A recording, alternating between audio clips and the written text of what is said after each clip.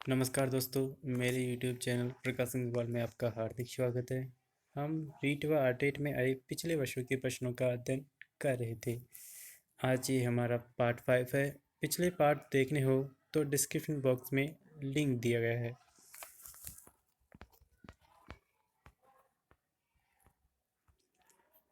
निम्न गद्यांश को पढ़कर निम्नलिखित प्रश्नों संख्या 31 से 36 में उचित विकल्प चुनिए।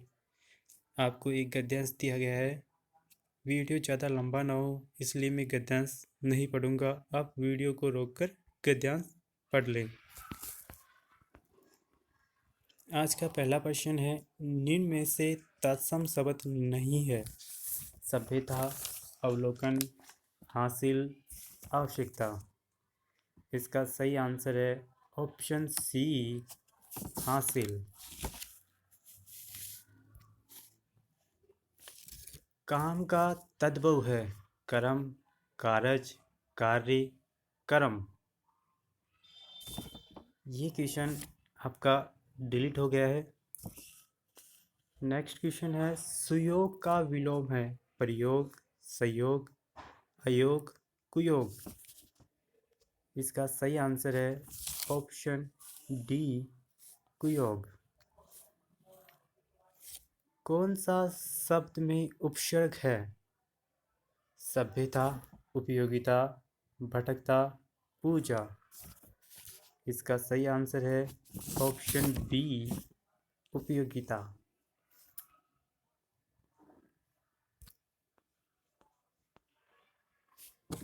कौन समास नहीं है? ऑप्शन ए है विचारधारा, आत्मपरितोष, एकनिष्ठता, कमाना। इसका सही आंसर है ऑप्शन डी, कमाना। आमदनी के संदर्भ में कौन शब्द असंगत है? कमाई, आय, मुनाफा, आना। इसका सही आंसर है ऑप्शन डी, आना। फिर आपको एक गद्यांश दिया हुआ है। प्रश्न संख्या 37 से 43 के आंसर देने हैं। आप वीडियो को रोककर अच्छे से गद्यांश पढ़ लें।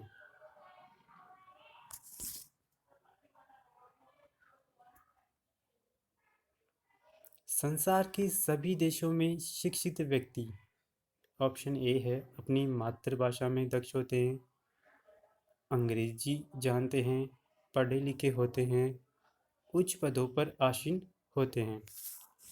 इसका सही आंसर है ऑप्शन ए, अपनी मातृभाषा में दक्ष होते हैं। अंग्रेजी में जिसकी दक्षता असंदिग्ध हो में रेखांकित पद का अर्थ है संदेश रहित, निश्चित, सुनिश्चित, अनिश्चित। इसका सही आंसर है ऑप्शन ए, संदेश रहित। कौन एक वचन है? अच्छे लेखक, कौन सी कृतियाँ, अपनी मातृभाषा, अन्य देशों। इसका सही आंसर है ऑप्शन सी, अपनी मातृभाषा। कौन शब्द पुल्लिंग नहीं है? व्यक्ति, भाषा, उपकरण, लेखक। इसका सही आंसर है ऑप्शन बी, भाषा। पुस्तक का बहुवचन है पुस्तकें, पत्रिकाएं, पुस्तकालय, ग्रंथ। इसका सही आंसर है ऑप्शन ए, पुस्तकें।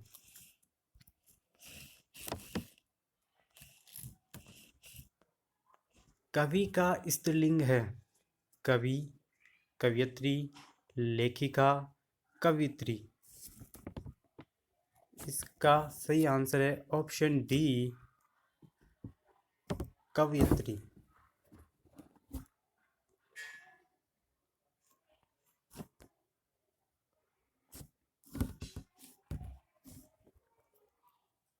भारत में स्थिति दूसरी है का भूतकालीन रूप होगा।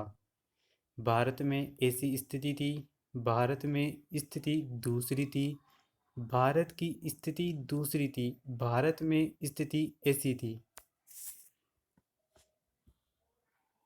इसका सही आंसर है ऑप्शन बी, भारत में स्थिति दूसरी थी। नेक्स्ट क्वेश्चन है, कौन कथन सही नहीं है? वाक्य के दो प्रमुख अंग होते हैं, कर्ता और क्रिया। कर्ता के विस्तार को उद्देश्य कहते हैं, क्रिया के विस्तार को विधेय कहते हैं।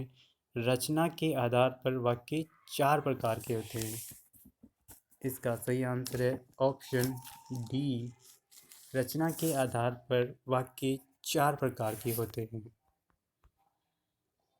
एक प्रधान उपवाक्य और अन्य आश्रित उपवाक्य किसमें होता है?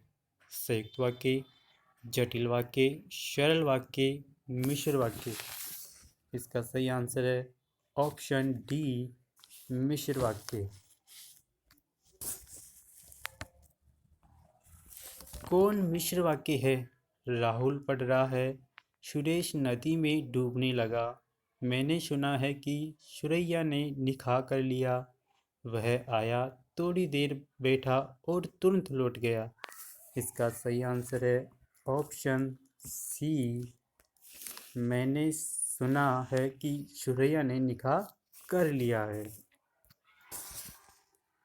मोहन घर से लौटकर कहने लगा कि उसका मन नहीं लग रहा है। इस वाक्य में रेखांकित पदबंध है, संख्या पदबंध, क्रिया पदबंध, क्रिया विशेषण पदबंध, समुच्चय बोधक पदबंध। इसका सही आंसर है ऑप्शन सी, क्रिया विशेषण पदबंध। काला मुंह होना का अर्थ है चेहरे पर रंग लग जाना, होली खेलना। जिसका मुंह काले रंग का हो वह बदनाम होना। इसका सही आंसर है ऑप्शन डी, बदनाम होना। होठों निकली कोड़ों चढ़ी का अर्थ है होठ से निकलकर खुले में आ जाना, मुंह से निकली बात फैल जाती है, घर से बाहर निकलते ही नाम हो जाना, बाहर निकलने पर प्रसिद्ध हो जाना। इसका सही आंसर है ऑप्शन बी, मुंह से निकली बात फैल जाती है।